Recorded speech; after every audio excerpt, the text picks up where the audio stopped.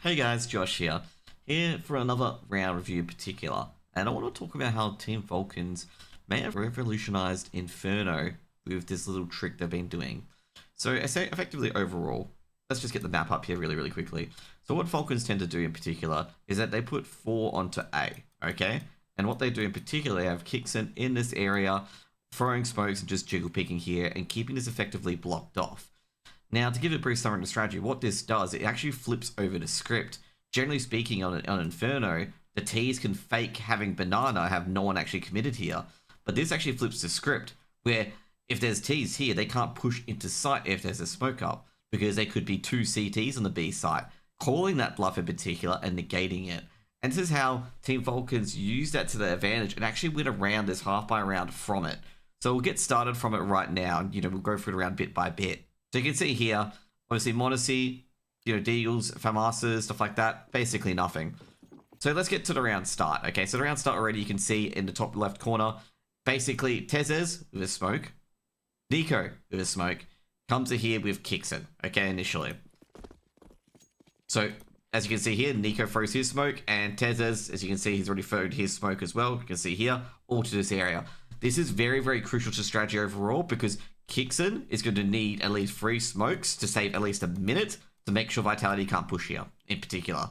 So he's going to get the timings right, and also Vitality just make sure that B is not an option and flip that script around into giving Vitality a sort of negative situation where if they push through the smoke, it could be a crossfire and they could be losing a lot of people in particular.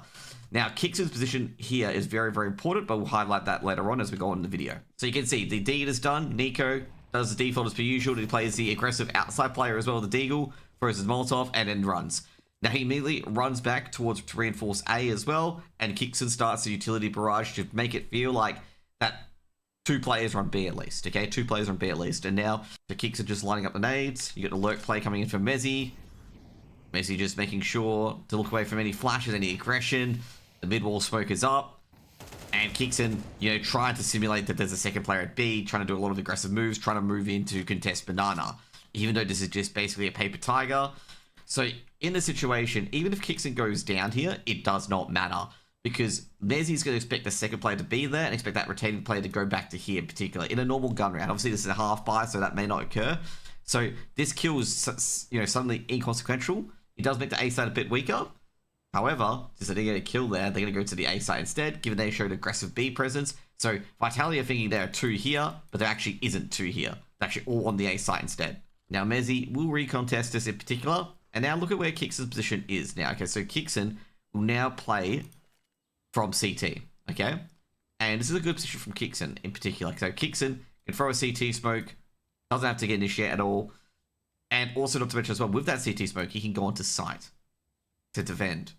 Which means that these players who see this sort of jiggle peak smoke can't really contest Kixon because they know Kixon can go onto site. They can't go through that smoke. Kixon could be holding CT as well. It means that the T's can't reliably, or Vitality can't reliably get into the side and get a positive duel convincingly, essentially. So Mezzy's seen Kixon there, and Kixon doesn't have to do anything. Like, Kixon just throws the smoke and backs off.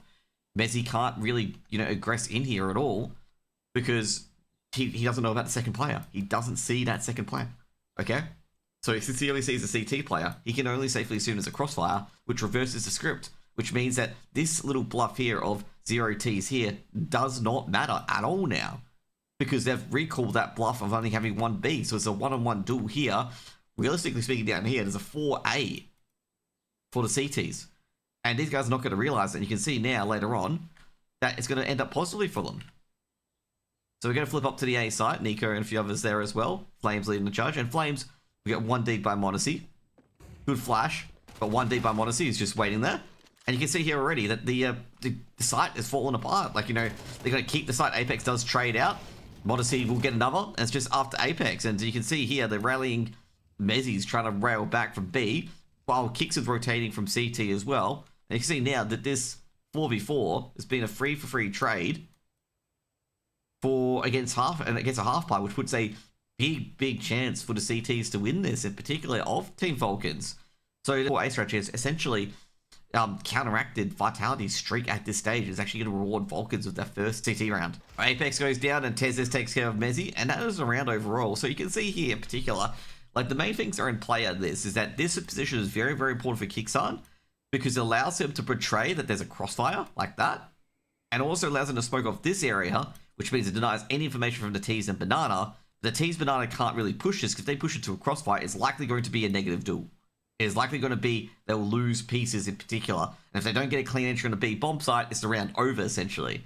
Now this forces them back to A. And since they know that bluff is there, so they've got one person there, and they've got free smoke set up from Nico and Tezes in particular, and the extra utility to make it seem that there's 2 players here, it allows them to put 4 players here in particular.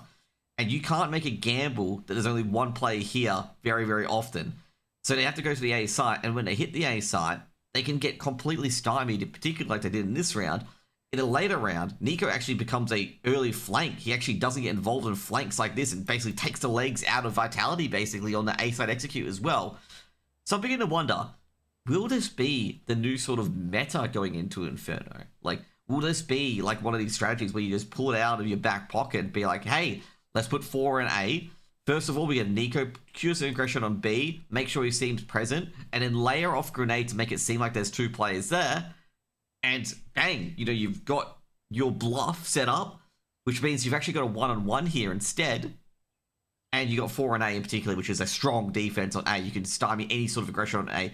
Essentially as well, not to notice as well with Nico and the other player, you notice that these players are at Arch in particular, so they can quickly rotate to B if needed, and Kixon can move into site to really reinforce that sort of defense in particular.